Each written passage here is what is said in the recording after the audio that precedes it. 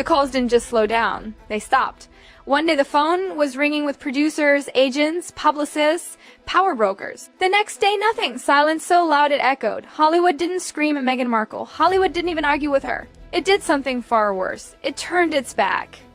The invitations vanished. The rooms went quiet. The doors that once swung open with eager smiles now stayed firmly shut. And the woman who once believed she could conquer Hollywood now stands outside its golden gates, watching them close one by one. Meghan Markle's California dream didn't fade, it collapsed. People close to the industry say the verdict has already been delivered. And it's final. The Duchess of Sussex, who walked away from royal life for the promise of American stardom, has been quietly but systematically cut off by the very people she once courted. Executives don't call her back anymore. Assistants don't pass along her messages. Meetings never materialize. Her name lands in rooms and eyes roll. That's not tabloid gossip. That's Hollywood reality. And what makes it so shocking is where she started. She married into the most famous family on earth. She secured a Netflix deal worth a reported $100 million. She branded herself as a humanitarian, a feminist voice, a lifestyle mogul in waiting. Everything was aligned. Everything was handed to her. And yet somehow, against all odds, she managed to alienate nearly everyone who tried to help. The whispers started quietly. Then they grew. Then they exploded into a chorus no publicist could silence. Executives stopped returning calls. Industry veterans started using words like exhausting and difficult. One entertainment correspondent summed it up brutally, mentioned the Sussexes in Los Angeles now, and people rolled their eyes. But here's the part no one expected. Meghan didn't just fail to climb the Hollywood ladder. She burned it. One by one, every major relationship turned to ash. The Clooneys, the Obamas, the Beckhams, names that once appeared beside hers in glowing headlines now represent connections, described as damaged beyond repair. And the question insiders keep asking is simple. What went wrong? The answer, they say, wasn't one mistake, it was a pattern. Project after project underwhelmed. Spotify collapsed in embarrassment. Netflix quietly recalculated. Promises weren't delivered. Deadlines slipped. Expectations cratered. And behind the scenes, former employees began talking. And their stories were not flattering. Hollywood runs on reputation, on trust, on delivering when you say you will. And by nearly every measure, insiders say the Sussex brand failed those tests. And Hollywood never forgets. What's most damning isn't anger, it's indifference. Sources say no one is plotting revenge. No one is trying to punish her. They've simply moved on. In an industry where relevance is currency, being ignored is worse than being hated. And while Hollywood turned cold, Meghan did something few ever expected. She reached down. 5 years ago, Meghan Markle reportedly looked at Kris Jenner and saw someone beneath her. Today, sources claim she's practically begging the reality TV matriarch to throw her a lifeline. The irony is brutal. When the Sussexes first arrived in California, reports say Kris Jenner reached out, offered guidance, friendship, access. The woman who built a billion-dollar empire from nothing extended her hand. And Meghan allegedly rejected it. The Kardashians weren't prestigious enough for a duchess.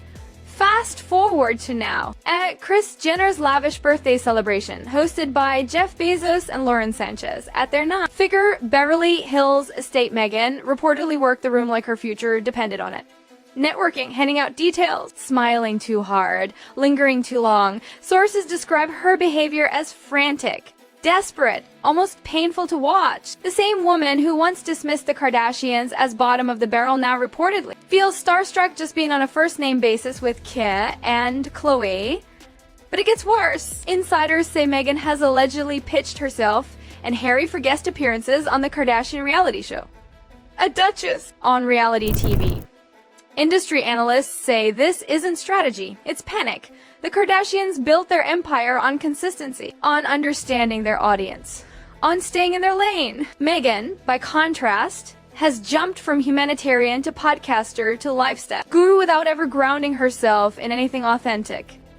And then there's Kris Jenner's hesitation. Sources say Kris is deeply uneasy about Meghan's treatment of her father, Thomas Markle. For a woman whose entire brand is family messy, imperfect, but loyal, Meghan's estrangement doesn't sit right. Reportedly, Kris believes Meghan must reconcile with her father while he's still alive if she ever wants credibility again. Advice Meghan has avoided for 7 years. And while she scrambles for Kardashian validation, former friends are making their distance unmistakably clear. Few breaks were as decisive or as humiliating as the Beckham fallout, They sat in the pews at Windsor. They watched her walk down the aisle. British royalty meeting, British royalty. And now, they don't speak. According to biographer Tom Bower, trouble started almost immediately.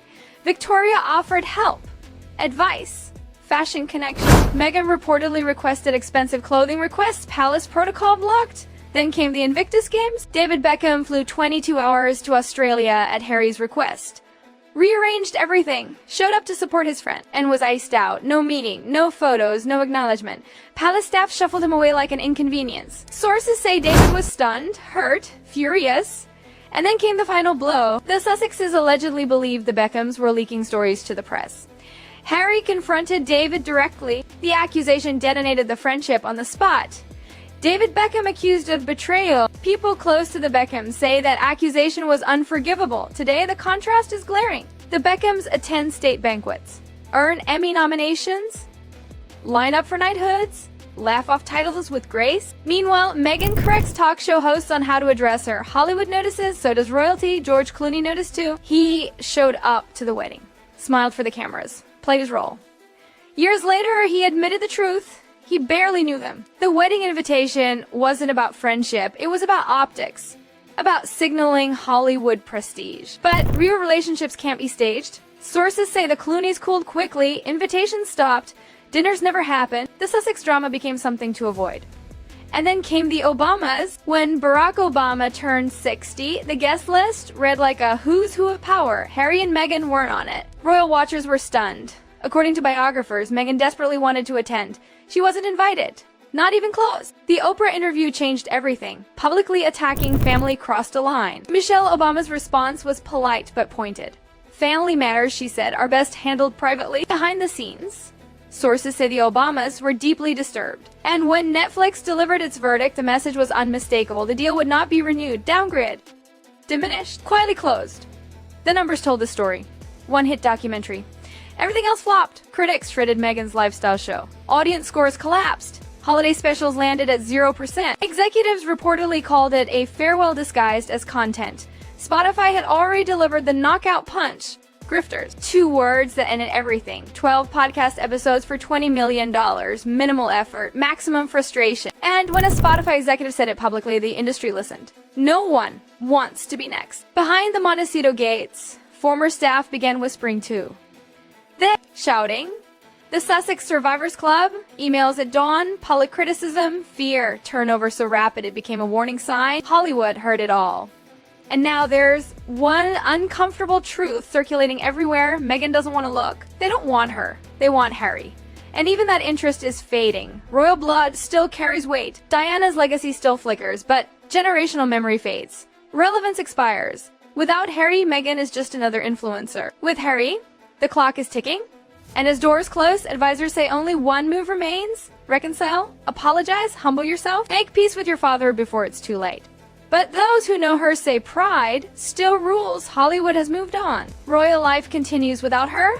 Former friends have chosen sides, and Meghan Markle stands where she never expected to be alone.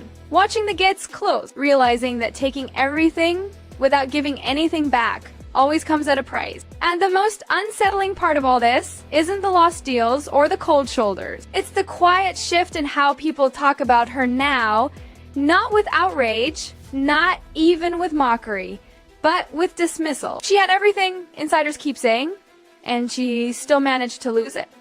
In Hollywood, failure can be forgiven. Ego can be tolerated. Even bad behavior can be overlooked if you deliver. But Meghan's problem, according to people who've watched this unfold up close, is that she kept demanding top-tier treatment while delivering mid-tier results. And eventually, even that became generous. Producers say meetings with her were exhausting. Endless revisions, changing demands, grand visions that never materialized into anything usable. One moment she wanted to be a serious thought leader, the next a lifestyle queen, then a victim, then a brand, then a symbol. No one ever knew which Meghan they were getting, and Hollywood hates instability. People stopped investing emotional energy because it was never returned. And Harry? Sources say he's increasingly uncomfortable. Not angry, just tired.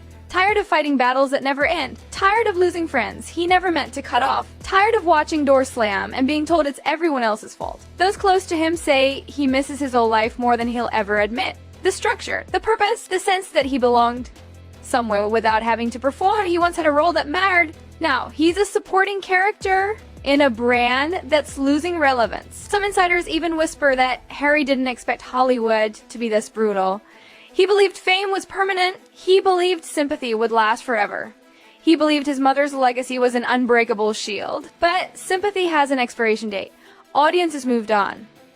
Younger viewers don't feel Diana's story the way older generations did. They don't see Harry as a tragic prince. They see him as a man who keeps complaining from a mansion. And Meghan, without the royal gloss, struggles to connect at all. Her lifestyle content didn't resonate. Her podcast felt scripted. Her activism felt selective. Critics say nothing about it felt lived in or earned. It felt staged. And once that word sticks in Hollywood, it's almost impossible to shake. Behind the scenes, advisors are reportedly scrambling. Some urge her to disappear for a while. Others push for a dramatic rebrand. A few suggest reality television is the only lane left. Lean into the chaos, own the mess. Stop pretending this is something else. But Meghan has always believed she's above that. That belief, sources say, is exactly what keeps sabotaging her. Because humility is currency too, and she's bankrupt. Even potential allies hesitate now. They don't trust that private conversations will stay private. They worry about becoming the next source close to the situation. They fear being weaponized if the relationship sours. In Hollywood, trust is everything. And once it's gone, no contract can bring it back. Meanwhile, the royal family continues on without missing a beat. State banquets, public duties, smiling grandchildren. The machine keeps moving, and the contrast is brutal. Meghan wanted freedom, but what she got was isolation. And isolation is dangerous, because when the applause stops, when the invitations dry up, when the cameras turn elsewhere, you're left alone with your choices. With the bridges you burned. With the people you cut off thinking you'd never need them again. Thomas Markle remains estranged, former friends remain distant, former staff remain vocal. And Hollywood remains unmoved. Some insiders believe there's still a narrow path back, but it requires something Meghan has resisted more fiercely than critics or bad press. Accountability, not a curated apology, not a glossy documentary, not another carefully framed My Truth. A real reckoning, one that doesn't cast everyone else as the villain. But those who've worked with her doubt she can do it. They say she doesn't bend, she doubles down, and Hollywood has seen this story before. The meteoric rise, the unchecked confidence, the refusal to listen. The slow fade into irrelevance. It never ends well. For now, Meghan Markle remains at a crossroads with fewer exits than ever. The spotlight she chased so desperately has shifted elsewhere. The power circles she tried to dominate have closed ranks without her. And the dream she believed was destiny now looks more like a cautionary tale. Because in the end, Hollywood didn't destroy her. It simply stepped aside and watched her do it herself.